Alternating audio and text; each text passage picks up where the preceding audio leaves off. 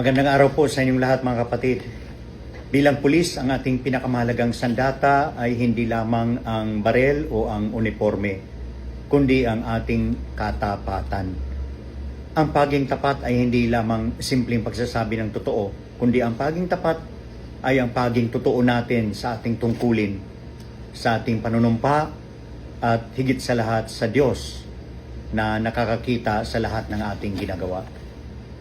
Kapag pinili po natin ang maging tapat, naging matatag tayong haligi ng hustisya, kagalang-galang na lingkod bayan, at higit sa lahat, pinagpapala ng Diyos. Sabi nga po sa Kawikaan chapter 10 verse 9, ang lumalakad ng matuwid ay lumalakad na panatag, ngunit ang liko, ang landas, ay nabubunyag. Ang katapatan ang nagbibigay sa atin ng kapanatagan ng loob at dangal sa paningin ng tao at ng Diyos. Kaya mga kapatid, piliin natin ang katapatan sa lahat ng pagkakataon, maliit man o malaki. Tandaan natin ang pulis na tapat ay pulis na kagalang-galang at pulis na pinagpapala.